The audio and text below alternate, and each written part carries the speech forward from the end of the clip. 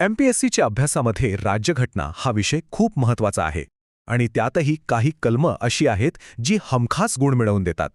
तर आज आपण अशाच काही अत्यंत महत्त्वाच्या कलमांचा सखोल अभ्यास करणार आहोत. राज्य धोरणाच्या मार्गदर्शक तत्वांमधील म्हणजेच डीपीएसपी मधली उदारमतवादी बौद्धिक तत्वे. कलम 44 ते 51 पर्यंतचा हा प्रवास आपल्या एमपीएससीच्या तयारीला एक नवी दिशा देईल. चला तर मग सुरुवात करूया. पण सुरुवातीलाच एक मोठा प्रश्न. ही उदारमतवादी बौद्धिक तत्वे आहेत तरी काय? आणि ती इतकी महत्त्वाची का आहेत? कारण ही तत्वे केवळ आधुनिक भारताचा पायाच रचत नाहीत, तर एमपीएससी परीक्षेत इतरांपेक्षा पुढे जाण्यासाठी खूप निर्णायक ठरतात. याच प्रश्नाचं उत्तर आपण आजच्या या संपूर्ण विश्लेषणात शोधणार आहोत. तर मग आज आपण काय काय बघणार आहोत? आधी आपण या तत्वांची ओळख करून घेऊ, मग प्रत्येक कलमाचं परीक्षेच्या दृष्टीने विश्लेषण करू. त्यानंतर काही संभाव्य प्रश्न सोडवून बघू. मुख्य परीक्षेसाठी उत्तर कसं लिहायचं याचा आराखडा पाहू. आणि हो, शेवटी हे सगळं लक्षात कसं ठेवायचं यासाठी काही सोप्या युक्त्यासुद्धा बघू. चला तर मग आपल्या पहिल्या भागाकडे वळूया. थेट कलमांवर जाण्याआधी या तत्वांमागे नेमकी संकल्पना काय आहे हे समजून घेणं खूप गरजेचं आहे.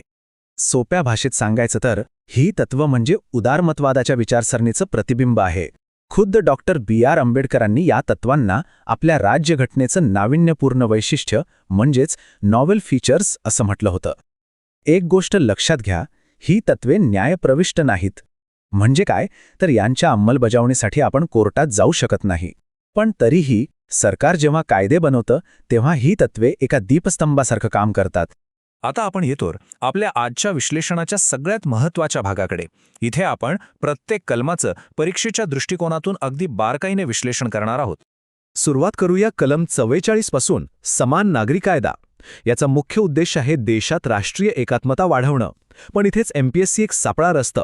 लक्षात ठेवा, हे फक्त एक मार्गदर्शक तत्व आहे, मूलभूत हक्क नाही. याचा अर्थ राज्यांवर याची अंमलबजावणी करणं बंधनकारक नाही, फक्त प्रयत्न करण्याची सूचना आहे. हा छोटासा फरक आपल्याला 1 मार्क मिळवून देऊ शकतो किंवा घालवूही शकतो. आता पाहूया कलम 45. येथे एक खूप मोठा ट्विस्ट आहे जो परीक्षेसाठी अत्यंत महत्त्वाचा आहे. बघा, 2002 साली जी 86वी घटनादुरुस्ती झाली त्याने 6 ते 14 वयोगटातील शिक्षणाला कलम 21 अंतर्गत मूलभूत हक्क बनवलं. त्यामुळे आता कलम 45 फक्त 6 वर्षांपर्यंतच्या बालकांच्या संगोपनाची आणि शिक्षणाची जबाबदारी राज्यावर टाकतं. हा बदल आयोग हमखास विचारतो, त्यामुळे हे लक्षात ठेवणं खूप महत्त्वाचं आहे. आता आपण 2 कलमं एकत्र पाहूया, 48 आणि 49. कलम 48 आहे पर्यावरणाच्या संरक्षणाबद्दल. महत्त्वाची गोष्ट म्हणजे हे कलम 42व्या घटना दुरुस्तीने जोडलं गेलं. आणि कलम 49 आहे राष्ट्रीय महत्त्वाच्या स्मारकांच्या संरक्षणाबद्दल. इथला एमपीएससी ट्रॅप काय आहे तर हे संरक्षण फक्त संसदेने राष्ट्रीय महत्त्वाचे म्हणून घोषित केलेल्या स्मारकांनाच लागू होतं. म्हणजे ताजमहल किंवा गेटवे ऑफ इंडिया सारख्या वास्तूंना. आपल्या गावातील एखाद्या जुन्या वाड्याला हे संरक्षण आपोआप मिळत नाही. पुढे आहे कलम 50, जे न्यायपालिकेच्या स्वातंत्र्याबद्दल सांगतं. म्हणजेच न्यायपालिकेला कार्यकारी मंडळापासून वेगळं करणं. पण एक गोष्ट लक्षात घ्या, हे विभाजन अगदी 100% नाहीये. नियंत्रण आणि संतुलनासाठी काही ठिकाणी दोन्ही यंत्रणा एकत्र काम करतात. आणि मग येतं कलम 51. हे कलम भारताच्या परराष्ट्र धोरणाची दिशा ठरवतं. ही तत्वे भारताला आंतरराष्ट्रीय शांतता जपण्यासाठी मार्गदर्शन करतात, पण ही काही कायदेशीर बंधनं नाहीयेत. फक्त कलम पाठ करून उपयोग नाही, नाही का? आता जरा मोठ्या कॅनव्हासवर बघूया. ही सगळी तत्व एकत्र येऊन आधुनिक प्रशासनाचा कणा कशी बनतात हे समजून घेऊया. या 3 तत्वांकडे एकत्र पाहिलं की एक पूर्ण चित्र उभं राहतं. बघा, कलम 44 राष्ट्रीय एकात्मतेचा पाया घालतं. कलम 50 स्वतंत्र न्यायपालिकेची हमी देऊन लोकशाही मजबूत करतं, जी आपल्या संविधानाची मूलभूत रचना आहे. आणि कलम 51 भारताला जागतिक स्तरावर एक शांतताप्रिय आणि जबाबदार राष्ट्र म्हणून सादर करतं.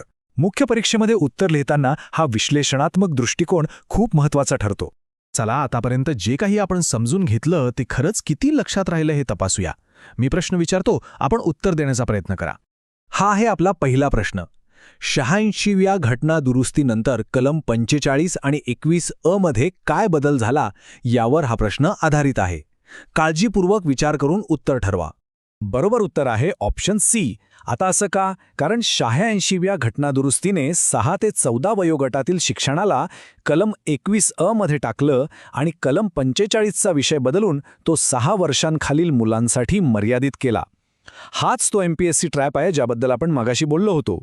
हा आहे दुसरा प्रश्न, जो थेट माहितीवर आधारित आहे. कलम 48 कोणत्या घटनादुरुस्तीने संविधानात समाविष्ट करण्यात आलं? याचं अचूक उत्तर आहे बी, 42वी घटनादुरुस्ती. ही घटनादुरुस्ती इतकी मोठी होती की तिला मिनी संविधान असंही म्हणतात. DSPSमध्ये कोणत्या घटनादुरुस्तीने काय बदल झाले हे लक्षात ठेवणं पूर्वपरीक्षेसाठी खूप महत्त्वाचं आहे. प्रिलिम्स तर झालं, पण मेन्समध्ये यावर 15 गुणांचा मोठा प्रश्न आला तर त्याचं उत्तर कसं लिहायचं? चला, त्यासाठी एक परफेक्ट उत्तर आराखडा पाहूया. बघा, या प्रश्नाचं उत्तर लिहिताना या 5 पायऱ्या फॉलो करायच्या. पहिल्यांदा प्रस्तावनेत तत्वांची ओळख करून द्या. मग त्यांचा घटनात्मक आधार स्पष्ट करा. तिसऱ्या पायरीत प्रत्येक कलमाचं योगदान थोडक्यात सांगा. चौथ्या आणि महत्त्वाच्या पायरीत आजच्या काळातली उदाहरणं द्या, जसं की सरकारी योजना किंवा कोर्टाचे निर्णय.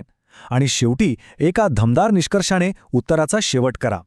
आता सगळ्यात शेवटी एवढी सगळी कलमं लक्षात कशी ठेवायची, त्यासाठी काही सोप्या युक्त्या आहेत. चला बघूया.